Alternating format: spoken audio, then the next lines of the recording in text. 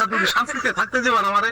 একে তো ফাইলটাই খাইছো, সকালবেলা নাকে মুখে রেডি হয়ে আইছো, ফাইলটা ছুঁয়েছো, আমার এখন নেওয়া লাগতেছে। আর তার উপরে আমার সাথে করতেছো রাগারাগি না? তোমার এই ফাইলের আমি বুঝছি কি নাই, ফাইল আমি কুচি কুচি করে কাইটা চালমুড়ির তৃষা তৃষা তৃষা তৃষা শান্ত হও, তোমার পাইবে। শোনো শোনো, এটা করো না। তুমি না লক্ষ্মী, তুমি লক্ষ্মী অলক্ষ্মীর মতন কাম করবা।